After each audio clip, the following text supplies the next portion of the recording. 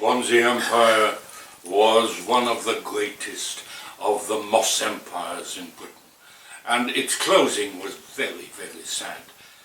Now, the Welsh love a funeral, so when it was announced that that last night of the pantomime was going to be the last night of Swansea Empire, the place was packed, overpacked, and I said to Ewart Evers, who was the manager at the time, looking through the little spy hole onto the audience, I said, look at that lot there. They're standing everywhere. They'll close the place. If the fire people see this, the police won't allow that crowd in. And he said, you see the box there, the principal box, and I looked across. Yeah. I said, there must be 14 people in that box that's meant to house 6 people. And he said, yeah, you see the fellow in the centre?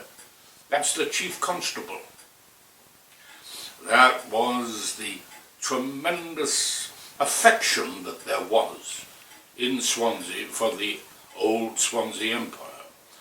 But of course the Grand has continued in that wonderful tradition, and the Grand, for its style and splendour, well deserves the reputation that it has maintained. Your first panto at Swansea Grand was Cinderella with Gladys Morgan in 1951-52. A long forgotten name today, but she was a well-known star of her day. How would you describe her? Gladys Morgan, long forgotten? Never. Gladys is still tremendously, affectionately remembered. She was a wonderful character. She was very funny. She had a laugh that shattered a theatre because of the reaction of the audience to her laugh. And Gladys was a darling. But Gladys was then in her late 50s, and she's playing one of the ugly sisters. Her daughter, Joan, was playing Cinderella, that is, same age supposedly as the ugly sister. I was doing one of my first pantomimes. I was playing the Baron with a white wig, etc. Wouldn't need it now. And I was probably 20 or 21 when I was the father of Gladys Morgan and of Joan, her daughter. That's pantomime. But that was the year that one morning people are arriving in the theatre to get their mail, get their letters, as they arrived in the theatre, and this story was repeated with pantomimes all over Britain. People said, have you heard? The king is dead. And the immediate reaction from other people was, oh, who's his understudy? Because, of course, most pantomimes have a king in them. But that was the death of King George VI. Now, the pantomimes were long running in those days. Where did you stay in Swansea during the pantomime runs? Oh, well, now you're touching on a very interesting subject of theatre digs. I will always remember the digs that I stayed in and the lovely landlady on the Oystermouth Road. And the great thing about theatre digs was you got your meal after the show at night. You can't eat before performance, but theatre digs served the late meal, supper. And I got back to the first night I got back to the theatre, from the theatre, got back to the digs, and I thought I'll have my bath before I have my supper. And I'm in the bath, and I heard a voice of the landlady say, Mr. Calvin, Mr. Calvin, are you in the bath? I said, yes. She said, well, be careful, I just painted it.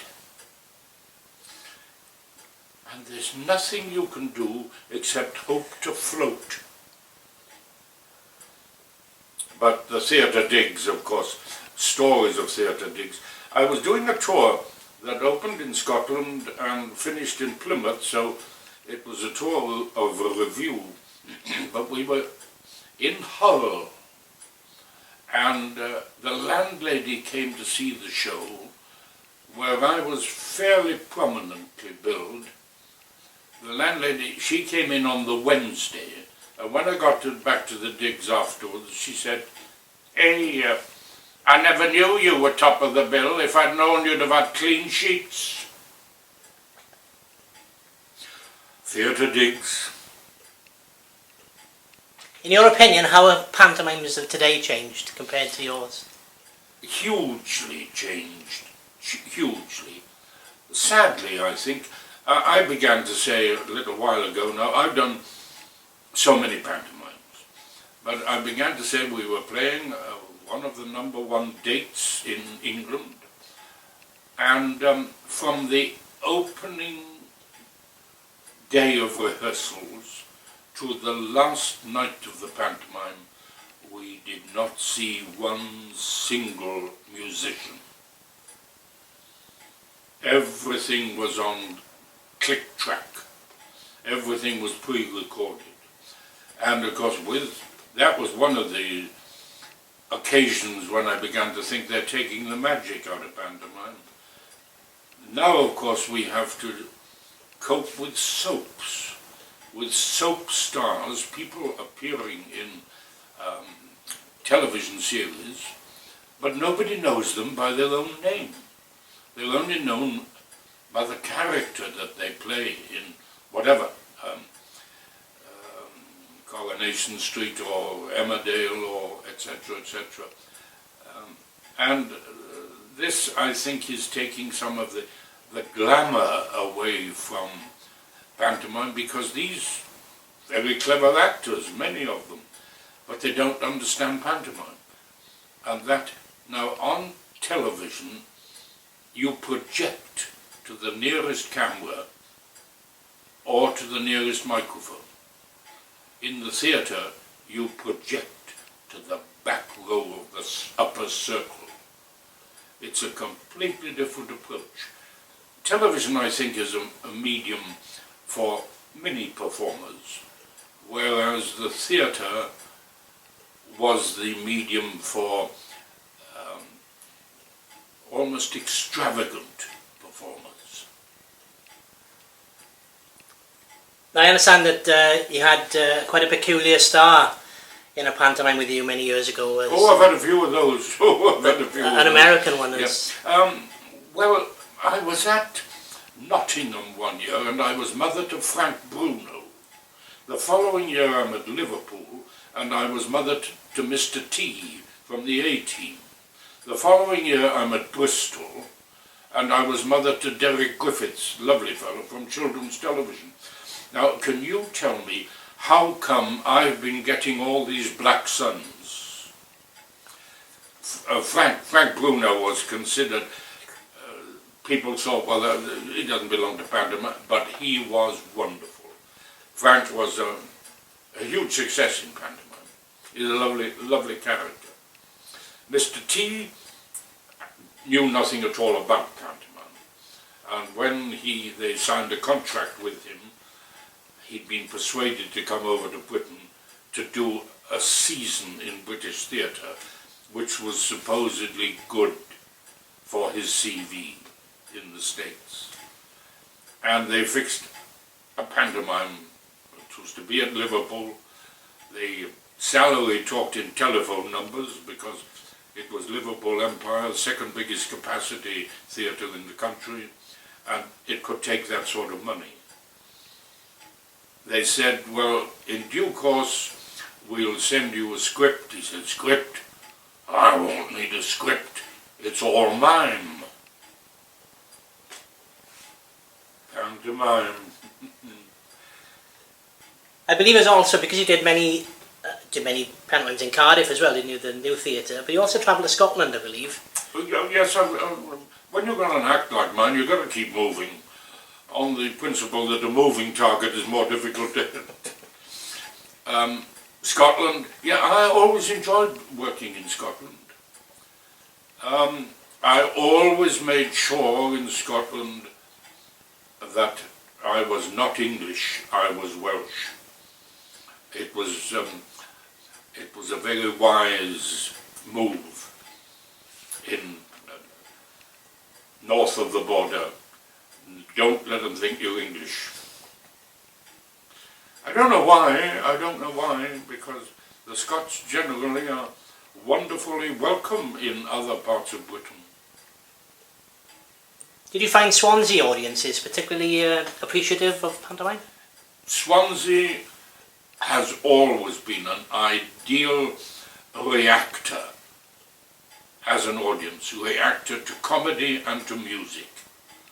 Music has always been very important in entertainment in Swansea, but the Swansea audience's reaction to comedy has always been swift, has always been immediately, because we in South Wales, we love a laugh, and Swansea people's sense of humour has always been keen. You specialised as a dame later on in pantomime. Were you influenced by any that you had seen, or do you have any favourite pantomime performers yourself? Favourite pantomime performer? Oh, I've worked with so many, right from Tommy Steele or dozens. Billy Dainty, who was quite one of the funniest men, on stage and off, and great fun. An amazing array of people, some of whom are now forgotten, but at times they were very, very important. Did you enjoy playing a dame? I never wanted to play dame. Tom Arnold, who was the great impresario of pantomimes, said to me, I've been playing Humpty Dumpty for several years. And he said, I wanted to go into skirts next year.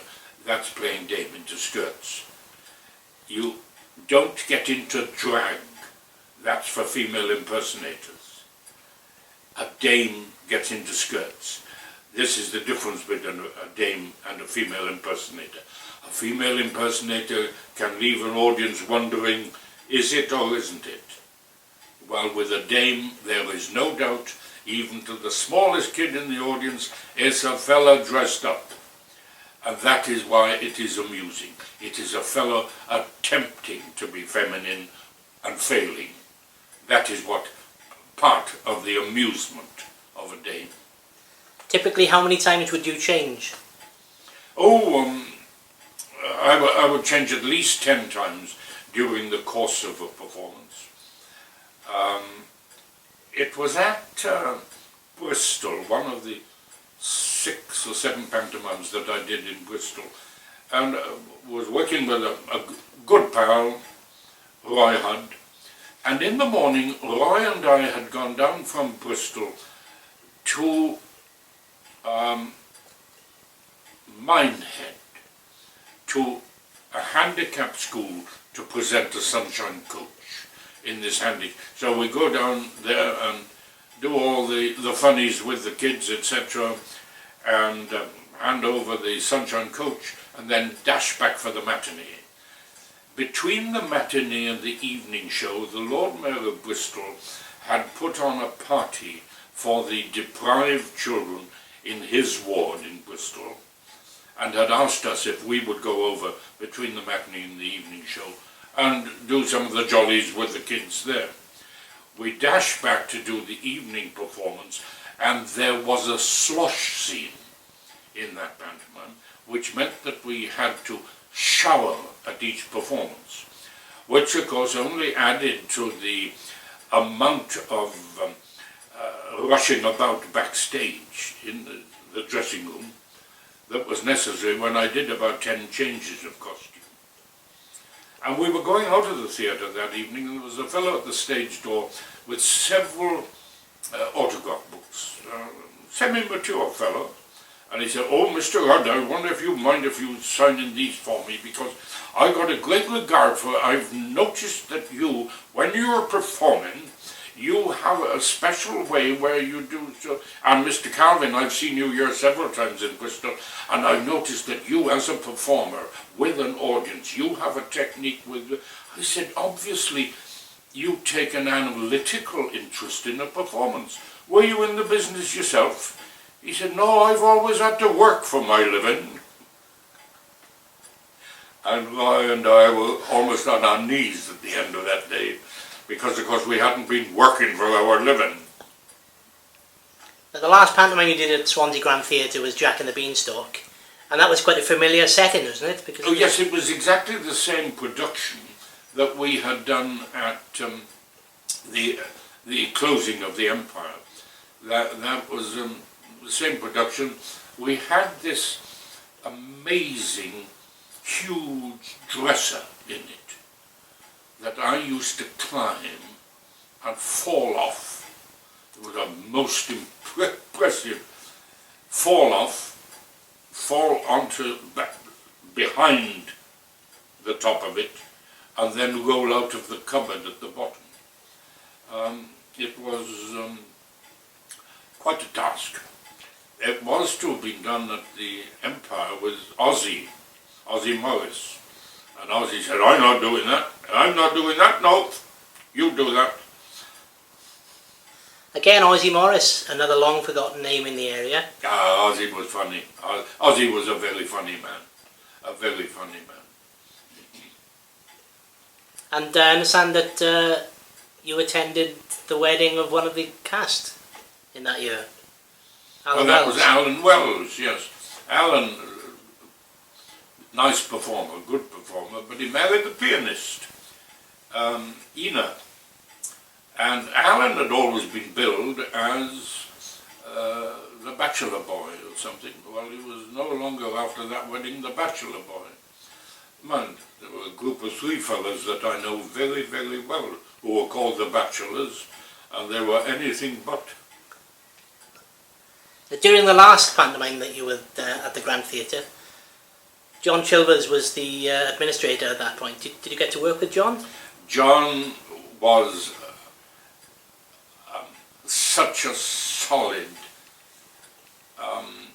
stanchion to that theatre. He helped to keep it standing. John was dedicated to the theatre, and saw a lot of changes, saw a lot of improvements in the Grand. But he was devoted to the theatre and a very, very valuable servant of entertainment in Swansea. Sadly, speciality acts are used less and less in pantomimes today. Can you remember any good ones? Oh yeah, we always used to have a speciality act of some sort. They would vary, but they usually appeared in the scene, a big scene, maybe a palace scene or something. They would appear as the cabaret at a ball or whatever, to do their speciality of whatever it was. Sometimes it was a musical speciality, sometimes it was an acrobatic speciality. I remember there was one girl, she was actually playing fairy, but she was a well-known trumpeter. And in the wood scene she said, oh, now we must wait for Cinderella to, but what is this here behind this log? Somebody has left a trumpet. Oh, and she picks it up and goes into her speciality. Is there any gags that still you can remember today that were particularly popular?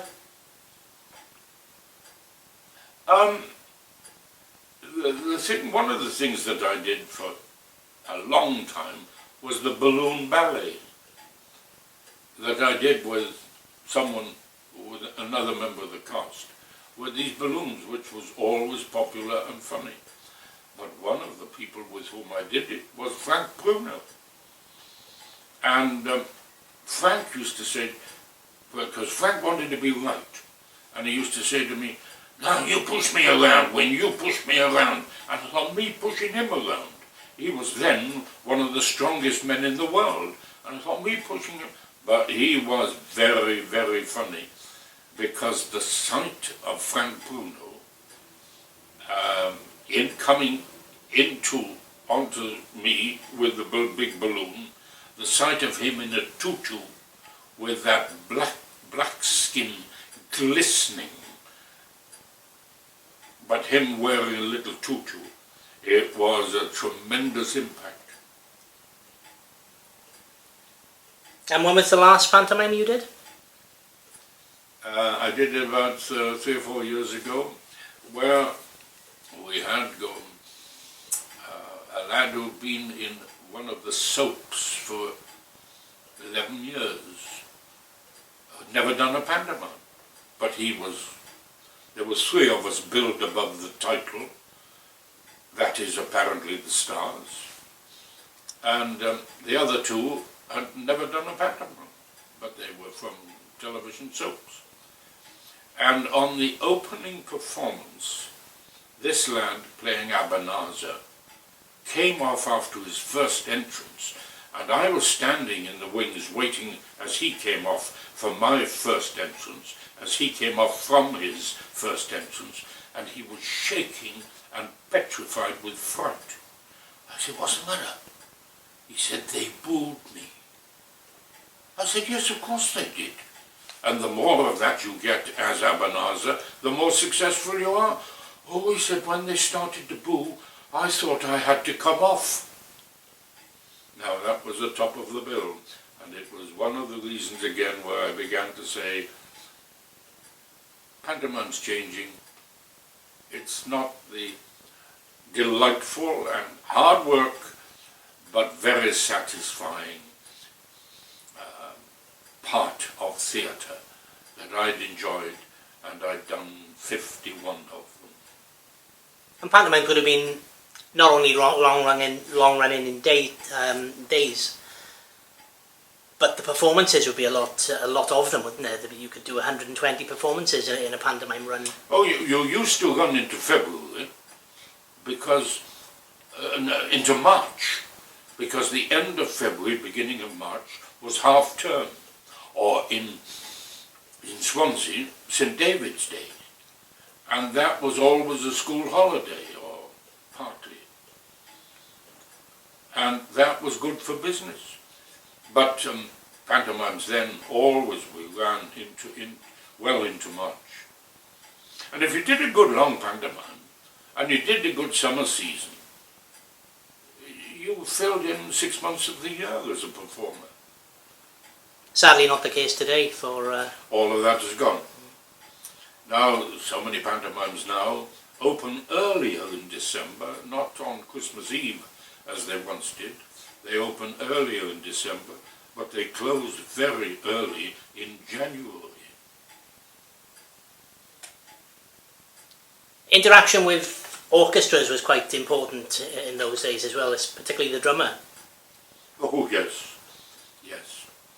That was one of the sadnesses I felt when I discovered that there was no orchestra. It was all done on click track. And they said, "Oh, you can have any effect you want, any music you want, anything is possible." I said, "But with the drummer, oh, any effect that he would give you, you can have, can be recorded." I said, "But what about timing? Because timing is essentially important with comedy, and your relationship with the drummer was always so valuable." Theatres have living souls, and Ozzy felt this so terribly that it was being allowed to be converted into something else. But we kept going. We stuck to the pantomime as much as possible. We were throwing in ad-libs, of course, and I did a rock and roll scene in the pantomime, and a send-up of the rock that was then developing. And I was I had a ponytail wig and a teenage gear I was sending up.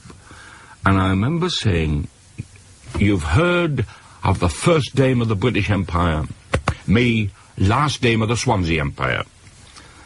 And somehow that caught the imagination. It was a throwaway. But the laugh and the applause from that went on and on and on. That was the sort of atmosphere of that last night.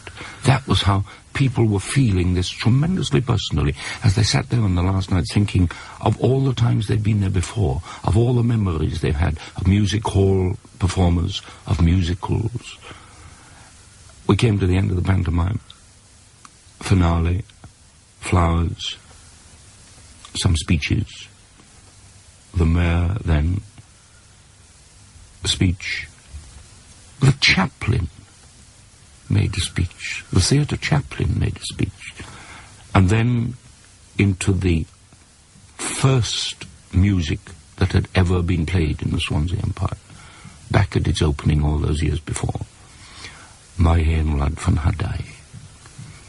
And I don't know who was on the tabs, on the front curtains, when we did that.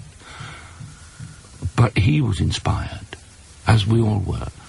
And when he brought the curtain down, he started right at the beginning of the national anthem. And slowly, inch by inch, the tabs came in. They didn't drop with a swoop. They came in very, very slowly.